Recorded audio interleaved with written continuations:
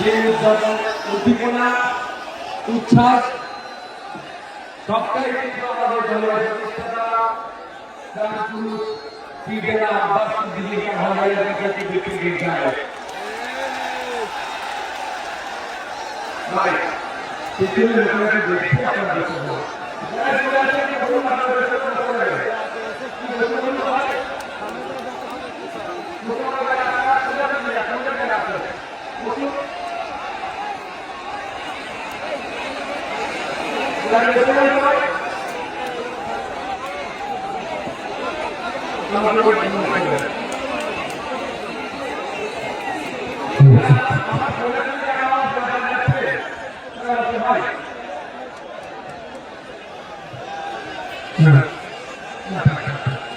পূরণ হবে, বেকারত্ব দূরে সরানো হবে, যে সমাজ ব্যবস্থায় আইনের বিচার হবে, তামান্নার বিচার হবে, বৃহত্তমার বিচার হবে, যে সমাজ ব্যবস্থায় নারীরা তার অধিকার পাবে, যে সমাজ ব্যবস্থায় কৃষক তার উৎপাদিত ফসলের দাম পাবে, যে সমাজ ব্যবস্থায় আমি আপনি মেহনত করছি, আমার আপনার শ্রমের মূল্যায়ন হচ্ছে না, এই শ্রমের মূল্যায়ন হবে, মিনিমাম ওয়েজেসটা আমরা বাড়াবার ব্যবস্থা করব।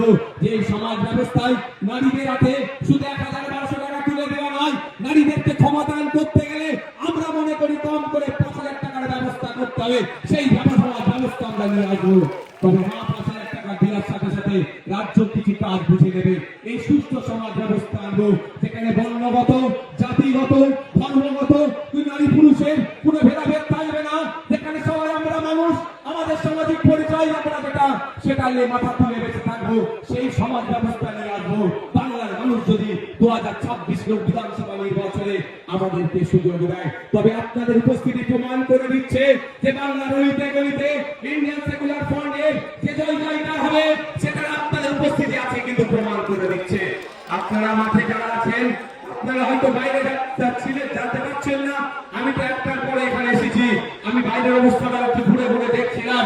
আপনারা এখানে যেরকম মানুষ আছে, এর কয়েক ফুট বেশি মানুষ বাইরে শুধু ঘুরছে, তাই দেখাচ্ছে না বলে আপনাদের ঘোষণা অনুযায়ী আমি গত বছর ঘোষণা দিয়েছিলাম, আমরা বলেছিলাম আমরা চেষ্টা করবো কলকাতায় ব্রিগেডে করা, কিন্তু আমাদের করেছে, আমাদেরকে জানানো হয়েছে এই সময় এই আর্মিদের কোন একটা ট্রেনিং চলছে, সেই মার্চ মাস পর্যন্ত ব্রিগেড ময়দান দেওয়া যাবে না। সুতরাং আমরা সেখানে বুক করতে পারিনি, ফলে আমরা এখানে বুক করেছি। তবে আপনারা সাথ দিলে শুধু ভাঙড় থেকে নয়, রাজ্যের বিভিন্ন প্রান্ত থেকে 2026 বিধানসভায় ডবল ডিজিটের বিধায়ক ইন্ডিয়ান সেকুলার ফ্রন্ট পাচ্ছে। তারপরে আমরা আশা করব এবং আর্মিদের ট্রেনিং কখন আছে সেটাও প্রয়োজনে দেখে নেব। তার ট্রেনিং এর ফাঁকে বা ট্রেনিং এর পরে আপনাদের সাথ নিয়ে আবার আপনাদেরকে নিয়ে কলকাতায় আমরা ব্রিগেড ময়দান ভরাবো অধিকারের জন্য।